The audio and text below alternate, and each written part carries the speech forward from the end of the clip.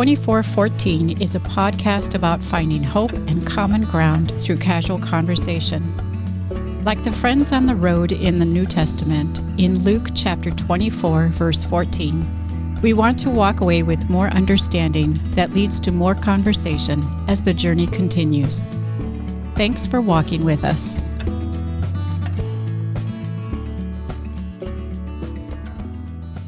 There it is. Hey, welcome to 2414. I'm Dan, that's Shane. I'm sitting next to Lindsay and across from Molly. Thanks for being here, ladies. Thank you for having us. This will be fun. Listeners and viewers, thanks for joining us as well. We're a podcast trying to have conversations about real life. That's what our whole show is, of just processing what we're going through, taking time to talk about things that are often everyday experiences, ordinary things that people go through or experience or observe or think about all the time. And yet in the busyness of life, we don't often take time just to slow down and say, what was that all about? And how did you experience that? So that's what we're doing. Thanks for being here. We start each episode with highs and lows, celebrating joys and sharing burdens. And then Shane's got a question of the day as we get to know each other. Shane, what is our question of the day? Question of the day is simply just your favorite musical or favorite production. Oh, gosh. Favorite musical or production? So, like, live show. Okay. Live. All right. Favorite musical or production? Yeah. So, highs and lows. So, Shane and I will go first to give you ladies a chance to think. So, we're trying to be generous, not going first necessarily. So, one of my lows from this last week, it's such a silly one, but it's the adult burden of having to think about what you eat all the time. Like, you got to have dinner 7 nights a week. Mm-hmm. And it's every single day I'm having that same thought. Like, what should we have for dinner? Like, gosh. I've gone through seasons where we tried, what if we just planned 4 weeks of meals and that's just the calendar? Like, it's the third Monday. That's what we eat. And we haven't really pulled the trigger on that, but gosh, I think that would save me a lot of grief if I just decided this is what I eat day 1 of the month versus day 28 of the month. So the silly burden of, what should I eat, over and over. And it's how many hours of my life have I wasted thinking about? And I go back to the same 3 things every time. Like, the answer is always the same. I pretend like it's going to be different. This time will be different. No, it's going to be spaghetti. It's not. It's going to be, what sauce do we have? What noodles do we have? But wasting time thinking about food is a low. A high is I went to the McMinimans in Tacoma this last week, which was delightful. For our viewers and listeners who aren't in the Northwest, McMinimans is a restaurant, hotel, entertainment conglomeration where they buy old buildings and then repurpose them to have hospitality and joy. I don't know. Is that a good description? Mm-hmm. I've never been. What? I think it's a really good description. I don't know. Never been. So fun. Okay, so Molly and I have been. Field trip. So my wedding rehearsal was at a McMinimans in Portland. It was the old school one. The Kennedy Schoolhouse. So we had dinner in this room with black or green chalkboards, and the one here in Tacoma is an old Elk Lodge. It's like the 7-story building with 5 restaurants and hotel, and you just wander and explore. And you eat a meal, and then you walk around, and they have little passports where you can find the secret doors to things. And so they're just used to patrons wandering like into the kitchen. There's signs where it says employees only, but if it doesn't have a sign, it's fair game. And so my wife and I just wandered around this 7-story former Elk Lodge restaurant dance party this weekend. That reminds me. So St. Louis reference. Have you been to the City Museum? I have been to the City Museum. That reminds me of what you're talking about, but it's probably nothing like that. It's very different than the City Museum in St. Louis. City Museum is just like this big art project on a big old building with multiple stories, and basically you can go wherever you want and be a child. The next time you're bored or stuck in a waiting room, open TripAdvisor and go to the City Museum in St. Louis, and you will be entertained for a while. Yeah. So favorite live show, theater production. Mm-hmm. Boy, what's your favorite? Yeah. I don't know. I have some tunes from Les Mis in my head, and so I'm tempted to say that, but I didn't actually enjoy seeing that because I read the book first. Oh. And it was very hard to be like, what? You just skipped 700 pages. And, you said a name. Like, that doesn't count as covering that. But I like a lot of the songs in Les Mis. Especially, I'm sorry, my brain is slow right now. As Anne Hathaway sang them in the movie, like, I hear just a clip of some of her moments, and it's so powerful. Just, which is different than live theater, but I like some of the music of Les Mis. That can inspire you to like it more. I don't know. I also took 6 years of French, and so it's really hard for me to not say Les Miserables, and then you sound like an arrogant person. But In case you're wondering, when I first read, because the first time I heard about it was when the movie came out, and I was like, "What's Les Miserables?" And everyone's like, and I'm like, "What am I doing? Was I supposed to know it was French?" I don't know. Yeah, the accent they use. All right, so that's me, Shane. Lows, highs, and do you have a favorite show? Yes. All right. So lows, just feeling kind of spread in a lot of different directions, just a lot of different things going on. So I don't know, just feeling busy. So, yeah, it's kind of basically just that. That's fair. It's busy. High though, I was contacted from an email that said, "Congratulations, you're the winner." I'm like, "Oh, it's spam," but it was like, Don't open those emails. Don't open them with your work account. I don't care what you do at home. Don't open them here. It wasn't my work email. All right. But it was like from the sweepstakes from Anheuser-Busch that you scanned and entered. And I was like, I did do that, but is it real? And so I like kind of emailed him back. I was like, hey, do you have proof verification that like credentials, this is real and whatnot? And so like I was able to find the guy's name who emailed me online. He works for this agency company, whatever. And then he also emailed me back the information, like the time, date, like of when I scanned the QR code to enter and like all this information. I'm like, sounds good. I guess it's probably real. And she's like, okay, fill out these forms. And part of the form is like it's like a tax form because like it's a cash prize. Oh, wow. But I'm like, I was also confused. Like this said it was a patio and grill remake prize, but it said like, this is just, you're getting cash prize. So I like looked at the contract. It said, this is the prize. So like, okay. And I was like, all right. So I filled them out, put a lot of personal information in, and I was like, Oh gosh. and then I get an email back. It's like, hey, your prize is on the way. It's like $750 cash in Visa card. I'm like, this couldn't be more sketchy, but okay. But they included the tracking code for it. And lo and behold, not too long ago, got in the mail just 2 Visa cards and an envelope. And I'm like, here you go. I'm like, You did it. Wow. this is so weird. I'm like, I don't know how I didn't get scammed. But I won. Don't do it again, Shane. But it worked. It worked. Oh my goodness. So That makes me so uncomfortable. So I feel good. I won in the Anheuser-Busch sweepstake prize thing. So That's ridiculous. Crazy. yeah. So Don't ever do That's- it again. we'll see. Oh gosh. But so favorite musical thing, I'll sound basic, but it is easily Hamilton. I just when I didn't care for it. Well, you've never listened to the whole thing through. I tried watching it and I felt old. I'm like, I can't keep up. I don't know what they're saying. I love it. So sorry. I feel the same way too. My unpopular I don't like to opinion. tell people that. but I know. how I feel. felt like I should say something. I tried and I just like I'm too old. I can't hear what they're saying. I probably that's how I felt.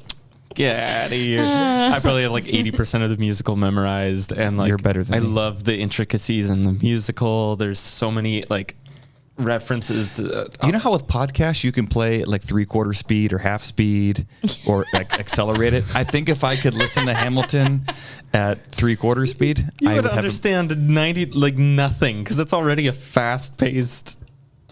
All right. Well, we'll that's have to agree to disagree, Mr. Welcome. someday we'll All get there.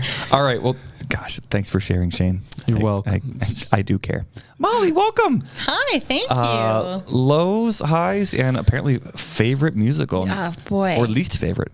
Oh, well. What? No, what? That wasn't I'm the going- question. Low, I had a migraine this weekend. So that just kind of put me up. but I feel fine now. And then high, before the migraine, I got to have some time with my best friend this weekend who has 2 little kids. So we never really get kid-free time, and we bopped around Snohomish and went to antique stores and a bookstore and had dinner, and it was just super fun. So I always enjoy time like that. Are migraines regular for you? Yep. I'm sorry. That's good. Thank you. But, that's just life. Favorite musical is kind of a problem to pick because I think I would have said Sound of Music years ago because that was my favorite growing up. But I ironically think that perhaps Music Man has edged it out a bit. I know, which is, I feel like, well, I did. I just That's a lot. I love the humor in it. I feel like it's a upbeat, fast paced, and that's not just a selling point. I really enjoy the humor in it because I think it's subtle. And I really like the intricacies of the music and all the big band influence that Meredith Willson uses. And I've never seen it on stage. I've only seen the movie version. And it's killing me that it is closing in New York in January with Sutton Foster and Hugh Jackman, and I'm not going. But I think one of the things I think made the musical so successful and I enjoy it is a lot of the actors were... what is it called? From the 1920s, vaudevillian. And so they really understood comedic timing. So when I watch it, I see so many pieces of comedic timing that are so interesting that you don't always see in more current musicals. Okay. So it's hard to pick just one. I think I might have stolen yours. Sorry. It's okay. I've never seen The Sound of Music all the way through in one sitting. I've seen it all, but never all at once. There's a few movies like that. Like what's that long Christmas movie? White Christmas, not White Christmas, the Miracle, no. What's It's the Wonderful Angels? Life? It's a Wonderful Life. Yeah. I've seen the whole thing. I've never seen it all at once. Sound of Music's like that. And I've never seen The Music Man, I don't think. Well, I probably know some of the tunes, but also, we sat down with Loretta for the last episode, and I knew about 13% of her references. She was saying shows and movies and actors, and I was just like, yeah, that's probably a good one. And I had no idea what she was talking about. Yeah. I know some, but Okay, my age doesn't help. that's true. That's true. Lindsay, welcome. Thank you. Lows, highs from your day, the last 20 minutes, or and your favorite musical. Lows would be just work. There's a lot of stuff going on and some vendor frustrations. So just trying to work with vendors. It's been stressful. Okay. High is probably my puppy. My 2 dogs. I have 2 dogs. So my 10-month-old puppy makes me really happy. What's the name? Max is 10 months old and Tucker is 14 tomorrow. Oh, So, Aw. yeah. So those are my babies. they're kind of So old. they make me happy. Like old and Yeah. Old and young. old and young. Yep. And my favorite musical are the same two. Sound of Music and Really? Music Man. Sound of Music I've been in 4 times. And All I've different seen it. No. roles? I've been okay. Mother Abbess once and then Sister Sophia 3 times. Wow. So and then I've seen it. I grew up going every year to Leavenworth with my grandparents. So we went every summer and saw it there. Never been to Leavenworth. So that's where I fell in love with know. Sound of Music. And then Music Man, I've also been in 4 times. This is my 4th time. Wow. In Music Man as well. So those What two. roles have you been in? I was Alma Hicks, one of the Pick Little Ladies, the first time, and then I was Mother Peru the second time. Then about 9 months later, I was Marion Peru, and then this time Pick Little Lady again. Wow. So I've run the gamut in that show, so I know it pretty well. So Very. Also, my grandmother was in it, my mom was in it, my uncle's been in it, so it's kind of been a family thing. So those 2 shows have been my favorite. Well, so Lindsay, you came. Sounds I don't know what the right word is, but you came from a theatrical family or a family of performers? Yeah, very. My parents traveled when I was up until I was about 6. They lived in a trailer and traveled to different churches and performed. So the first time I ever sang was in a church singing Thy Word when I was 4, I think. Is the Amy Grant song? Okay. Yeah. So I grew up all around music, but my grandmother had a full ride to Juilliard, gave it up to marry my grandpa. Wow. He sang. My uncle was in a barbershop quartet and started one in Portland. I mean, music's been So mainly family. musical performance, so churches? Churches primarily. Okay. And then I kind of started the musical side of it. My grandma was in it with my mom when they were younger, but yeah. I can't even imagine my parents performing. It's just totally beyond my experience of anything. They actually lead worship with me every Sunday at church. Oh. So It's awesome. My goodness. I've Okay. grown up with it. Very much in the family. Very much.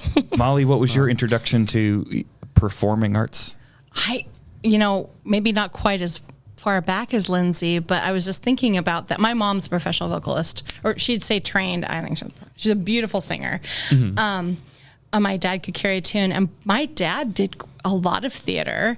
I grew up in a small town in Eastern Washington till we moved over here, and we would do, the Davenport Community Players every year. We'd do a show, and I did those, and lots of just kid theater. So all the way through Alice in Wonderland, things like that. But my mom as well did performing. My mom's definitely a performer, and my brother, if we can get him to, is pretty good, but he'd prefer not to.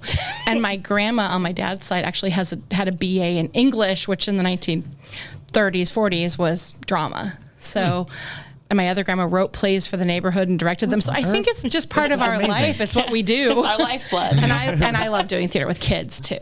So I mean, finding that and finding different ways to use it is fun. When you said kid theater a minute ago, did you mean that children are doing the whole production, or there's theater with kids in the background, or? Yes. So as a kid, we had at our church, we had somebody who would come in and do summer theater with whoever wanted to, and you auditioned for it.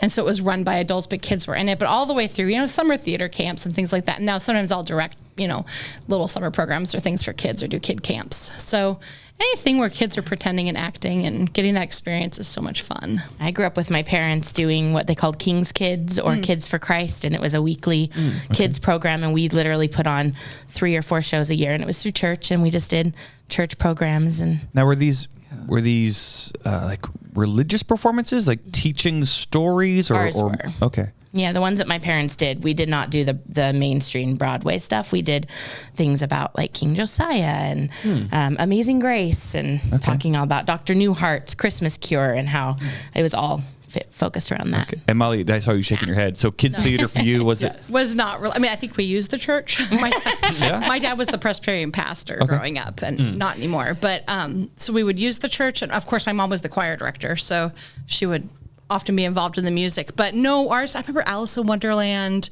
a Lewis and Clark expedition situation. It wasn't really, I'm sure we did like the Christmas Story and stuff like that too, but mine tended to be more summer camps and things that were more mainline Broadway, I guess. I don't know. I don't know how else to describe. I don't know categories. But I guess I've always done it. And then camp and things like that, you're always doing skits and writing things. Right. And wherever you can be theatrical, right, Lindsay? I'm not an expert, in just about anything. I don't have any kind of performing arts background. I was in children's choir very shortly growing up, and that was rough. I remember in elementary school we had some performance. It was Ramblin' Man or something like that. I don't know. It was some like river cruise kind of, I don't know. That was rough too. And then I had a strange experience in high school. I moved my senior year, and I had to take the gen ed theater program, even though I was a senior. And so most of them were like freshmen, sophomores, and the teacher was, I'm sure he was a good man, but he was strange. He said, Dan, they're doing South Pacific. He said, you should audition for South Pacific. We need more guys to take their shirts off on stage. I was like, that's the weirdest thing an adult has ever said to me, and you probably should get in trouble for that. So, anyway, so I don't have any kind of experience with performing arts personally, but so it's very different for me because but I love it. I love literature, and I love the presentation of creative story, but how it invites you to kind of wrestle with either beautiful things or hard things. And so I don't know. I'm curious what that's like as performers. Are you able to dig into the story, or are you so like in the weeds you miss the forest? What's that like, Molly, for you? For me, it's all about the story, and it's all about community, because theater for me is I feel like I need to perform for myself. Like I need that creative outlet. With the pandemic, we didn't get to do it for so long, and I can feel it buzzing in me, and I've missed it. And it's fun to dig into Mrs. Peru and think about who she is and where she's coming from and why. Like the conversation song I do with Marion, I'm like, okay, why is she so irritated? Because they've had this conversation forever. So I need a backstory. I've decided her first name is Maeve. Okay. She doesn't have one. Okay. And so I think about all of that because I need motivation. So when I'm crossing on stage, why am I going over here? What is her goal? And so for me, it's all about story, which is all about community, which is all about relationship. Yeah. And so if I don't have that, then I'm just performing and I don't feel like I get the same kind of connection. So I think I heard you say story and community, but really specifically that character's story. Sure. And how it interacts with all the other characters on stage too. Yeah. And so I think a lot about that. And I do have those moments where I get nervous or lost in the weeds. Yeah. You know, like yesterday we were on stage for the first, I'm like, oh, there's all these people out there. I'm like, no, be in the moment. She is irritated with her daughter for whatever reason. And if you get lost in it, that's when I'll miss a word or something like that. So if I can kind of really, I get much more nervous speaking in front of people. I speak fairly well in public, but I don't care for it because I'm myself. When I'm performing, I'm not me. I'm putting on a character role. And so it's much less I much prefer to act in a show than to sing a solo as me in a situation because it's much more nerve-wracking. Lindsay, what about you? I think we're very similar in that way. I mean, when I was Mrs. Peru, I named her Molly. Oh, which I think is funny. You said Mauve. What was your name? Maeve. Maeve. Okay, Maeve and Peru. Molly. Yeah. Okay. So I think that's what you get to do as a character, as an actor. You get to choose what your backstory is, and I really like exploring that of the characters. And when you get to do an ensemble role, you get even more freedom to build your family, your character, your backstory of what's your relationship to this town. Why did you move there? Why are you there? And so doing that story building, I love the story building aspect of it. But I'm the same way. I don't like talking in front of people at all as myself. I can sing a solo. I've done those a lot, so that doesn't bother me as much. But even at work, it's if I'm training or whatever, it's something I have to really be very confident in. Yeah. But if I'm asked to just stand up and speak at church, I have to write it out. I can't just do it off the cuff. That's not me, and I'm just not comfortable doing that. So it's a skill I feel like I've acquired, especially with work. I was doing a training and I was nervous about it, but once I get into it, I can do it. But it's very different when you're on stage, very different, performing as someone else. Yeah. Well, Shane, let me swing it over to you because Shane's our director of worship here. So you sing and perform is not necessarily the right word, but you're using your public performance skills. Both in worship, which I assume is like your own heart, as well as leading a congregation. And in this case, from a very similar, 10 feet over, now you're a character using those same skills for in a different sense. What's that like for you? Because both these ladies said, I'd rather not, but I can in this capacity. Yeah. So there are elements of kind of what you guys are saying I relate to, but for me, like, I love being up front and to be able to perform. And like, for me, that's kind of like the heart of it. Like, I just love to perform, like, and just to be able to use what I've got, like, up in front and just to entertain. And so like, and like with my role in the show, like Marcellus, like that's what I'm doing. I'm entertaining basically, and just kind of some comedic relief with it, but kind of melded in the story though. Like, so it's really fun, like being able to put on a personality like that. I also really love, like, I love just like creating this character and being able to just make the most out of it. Okay. It's just, I don't know, but like, and how it kind of, I guess, relates to, just to worship and being up front in that way. I see being up front, like not as performing, but being myself up in front. And I love just being able to be kind of me in that setting. And then when I kind of shift that over to a theater performance or music performance, I see like I'm filling this role as blank, and I'm gonna milk it and juice it to the most that I can. Yeah. What do you ladies hear when you hear that? I mean, I see some nodding.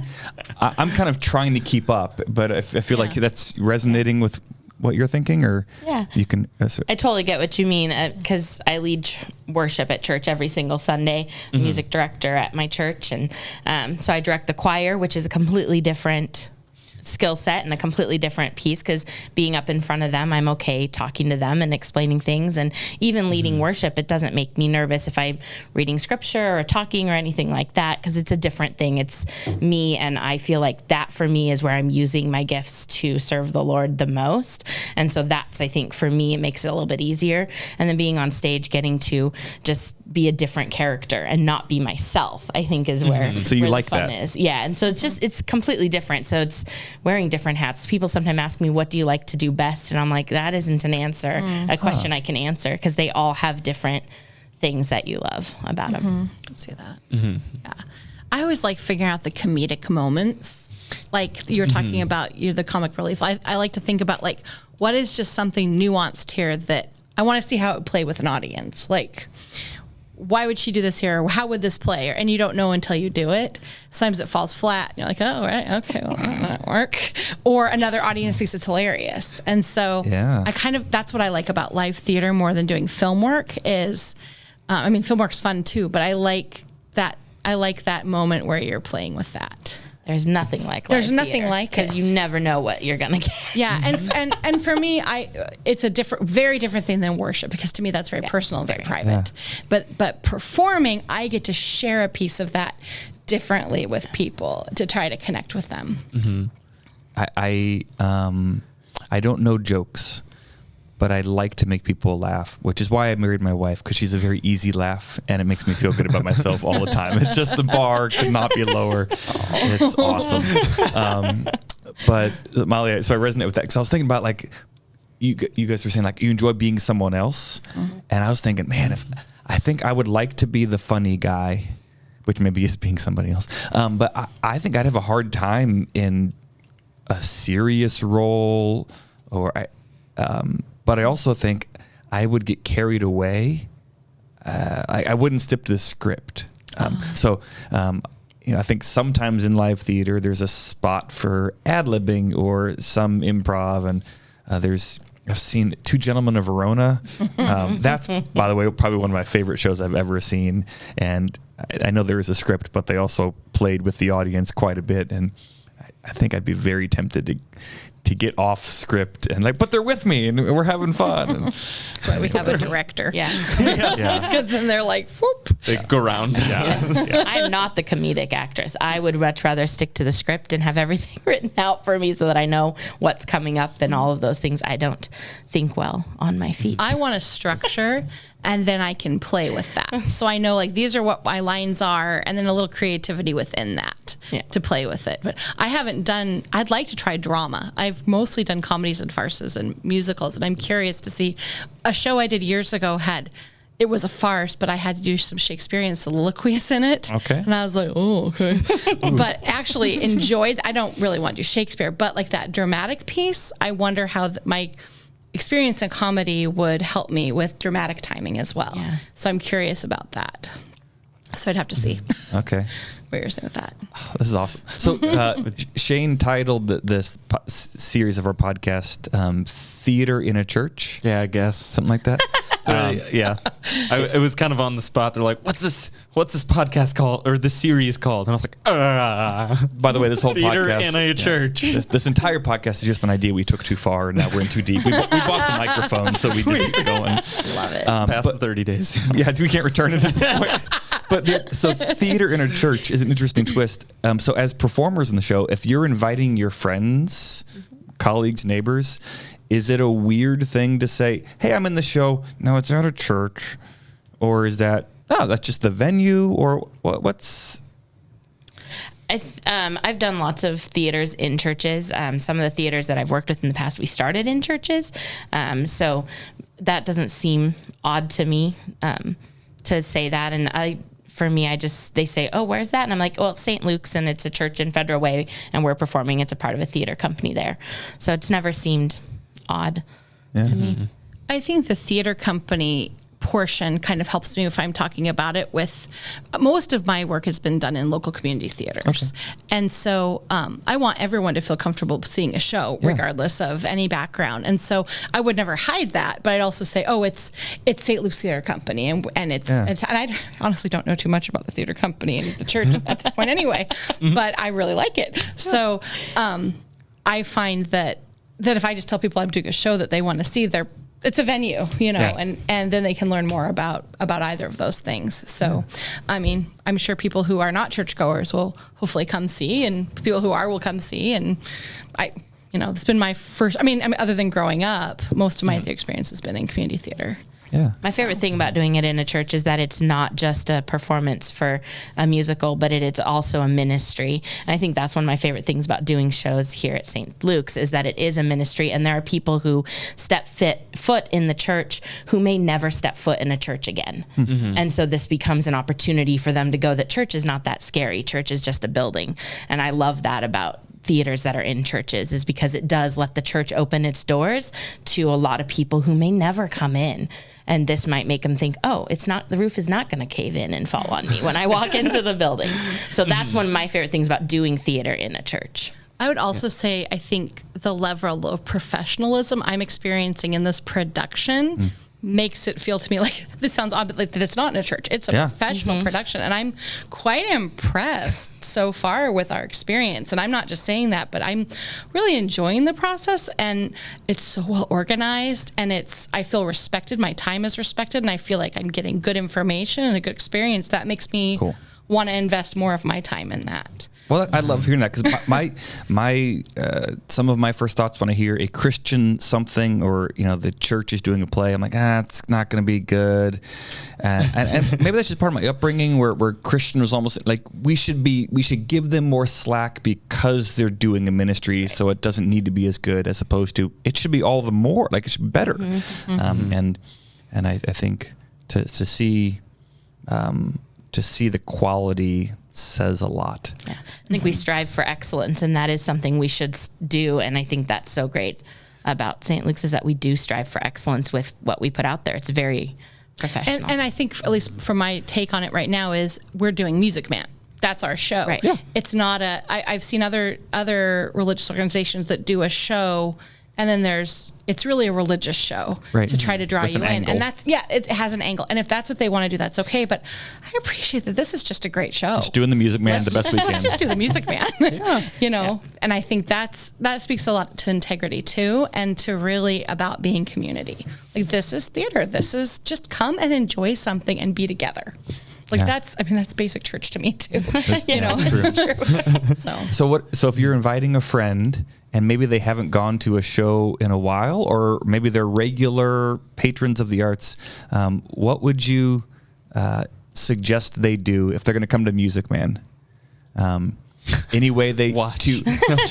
Well, I'm serious. Do you prepare a certain way? Do you tell them, like, all right, do you dress up for a show? Or I guess, do you sit in a certain spot? Or how I do guess, you interact as a audience? Yeah, like, do you tell them about, like, what's the plot of Music Man, or do you just say, come, like, just experience it all in one go? I put it on my Facebook already. Yeah. So tickets are up. And I heard yesterday there's apparently a competition for whoever gets the most people here. So I'm going to make sure people know that to put my name down. Okay, use this so I got a lot of techniques going on behind the scenes here about getting people here. Mostly I'm like, oh my gosh, pandemic is lessening. Exactly. Come see a show. Come enjoy this. A lot of people, more people than I realize, have never seen Music Man. I grew up watching it. Yeah. And so I'm like, just come to see it and enjoy it. It's just going to be fun. Or watch the movie ahead of time and get an idea, because I should have watched it before I went into Hamilton, or listened to it, because I couldn't follow. But don't worry, if you haven't seen Music Man, you'll still follow. Okay. But I think that I just encourage people to come and do something fun. People love theater. People love live theater. And that's what I say a lot of time is live theater is back. So come and support it. If you want it to continue and want to see it in the future, we have to support it. And so I think that's a lot what I use. But I also, because I am very involved in lots of shows and with lots of theaters, people kind of tend to ask, well, what is next? What's next for you?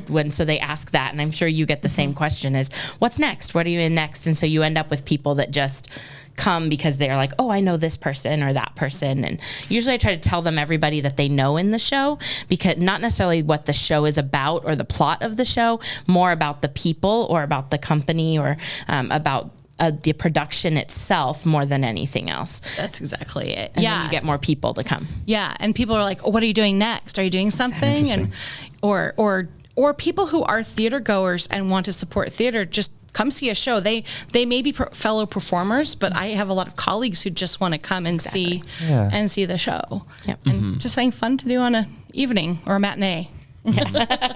Yeah, that's really the nice thing too about with what you guys were saying before. Like, there's a level of of excellence that just people bring to the production, and so like you don't have to invite them please like I know it's gonna be like rough, but just to please, but like we can confidently say like there is serious talent, like it's gonna be fun. Like, and sometimes you wait until Tech Week to invite people because you're not sure if the show's going to be good or not, and that's actually fairly normal. But here, you don't wait. Okay. You start inviting immediately because you know it's going to be good. And I think that speaks really highly for the program that's been built here, is that you can invite right away because you know it's going to be a good product. But there's also times where you're like, I'm going to wait to invite all my friends and family and see how it goes. Yeah. Yeah, but this is things are looking good. All right, if you had a tip for a first time theater goer, how can they get the most out of the performance or the show? Just come in and be ready to experience it. Maybe, preconceived notions aside, just come in and it's 100+ years ago, and just come in and just enjoy it. Yeah, sit back, relax, and enjoy. Don't come in with preconceived notions or worrying about what you're wearing or what you aren't wearing, or if you're coming alone or if you're coming with people. Just come and sit back and let us take you back to 1912. And if you do know the music, try not to sing along. Yeah, that's a little bit that's hard. a good tip. I mean, people might not know etiquette, so this is not a sing-along. It's not a sing-along. It's not a hum-along. You can sing in the parking lot on the way out, but please enjoy the show and let the performers perform. Because as much as I want to sing along to Wicked in live theater, that disturbs the person next to me and potentially the performers if I have volume. Yeah. And so just thoughtful. And the music isn't always this way you expect it. We're in the same key. Yeah. They decided to pause there. Right. But theater etiquette is a huge thing. Yeah. I think that's really important as an attender. I try not to sing along, even though it's hard. I try not to wear scents in case that bothers people near me. Yeah. And just be a thoughtful patron. And I think it's important too to laugh out loud and clap when you're happy, or because the actors want that. We are looking for that feedback. Like Molly said earlier, that helps us make better decisions about comedic timing or different things of what we're doing to let us know, are we getting through? Are people understanding? So we want that feedback. Don't feel like you have to sit there with your hands folded and super quiet. We like the laughing, and we want to pause and wait for laughter or for clapping. Like, we're trained as actors to wait for those things. Or gasping if something startling happens. Exactly. Or maybe even booing a bad guy. Maybe not getting too carried away. But really. Ooh. Yes. But all don't those sing along. things. Don't sing, but do share your emotions. Respond. There we go. Respond appropriately. I try not to depend on that from the audience as an actor. Like, I can't expect that a laugh will always be in the same place. Yeah. But it does help to have feedback because you're connecting with people. Yeah. And I think that's important. Mm-hmm. Yeah. I can't wait. Good. I am so excited. Tickets are on sale now. You can call St. Luke's. You can go to the website. Shane will link all this in the description, right, Shane? Yeah, hopefully. I just commit Shane to all kinds of things on air. Comment below what your favorite song was. Molly, Lindsay, thank you for being part of the conversation today. I hope rehearsals go well. Are you allowed to say that? I know you're supposed to break a leg before a performance. No, rehearsals go well. That's good. We want rehearsals to go well. We want rehearse well. Thank you. Thank you. Super fun. I look forward to seeing you up there. Shane, any final thoughts for the day as we wrap it up?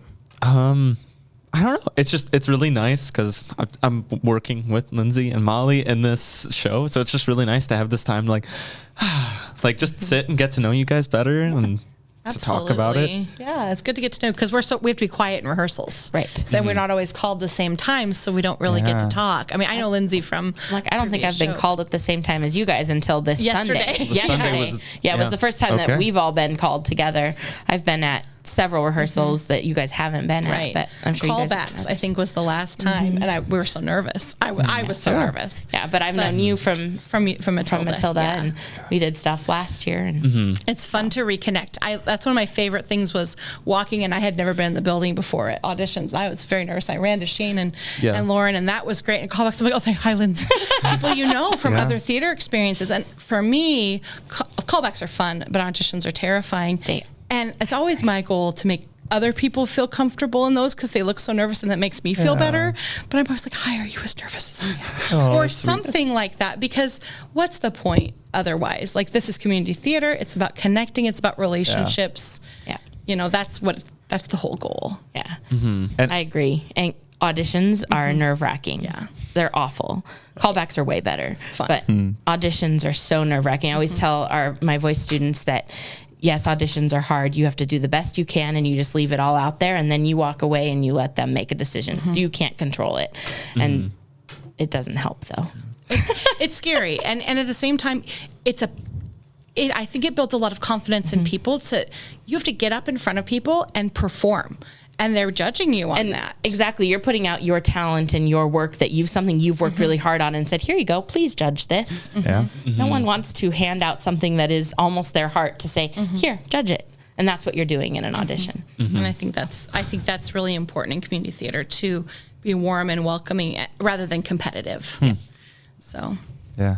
God, in some ways, in a good way, like, I feel like we could talk for hours and hours, which is really what our podcast is trying to do, is to have conversation that leads to more conversation, whether it's, 2 or 3 or 4 of us in the hallway after this, or listeners talking about their own theater going experiences, or when have you experienced putting your talents out there? Maybe you've never auditioned, but you know what that is like to share something in a vulnerable way, or to pretend to be somebody else in a good way, or maybe not so good way at times, of what's that experience like, or if I could be another person, what would it be like?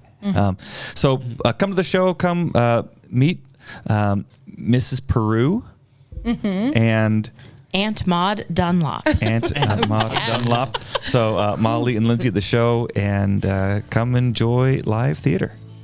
All right. Well, thanks for listening. Thanks for watching. Ladies, thanks for being here. Shane, thanks for doing what you do. Thank you, too. All right. Thank you all. All right. Have a great day, everybody. Woo! That's the end of the episode, but we want to continue the conversation. Continue the conversation by sharing this episode, subscribing, or leaving a review. Connect with us on Instagram at 2414podcast. Connect with us through email at 2414@stlukes-church.com. Or best of all, keep the conversation going by inviting someone to process with you, so that you can each walk away with more understanding that leads to more conversation as the journey continues. If you happen to be in the Seattle-Tacoma area of Washington, stop by on a Sunday morning and say hi. 2414 is a podcast produced by St. Luke's Lutheran Church in Federal Way, Washington. To find more content, discover upcoming opportunities to connect in person, or to support the show, head on over to stlukes-church.com. Thanks for walking with us.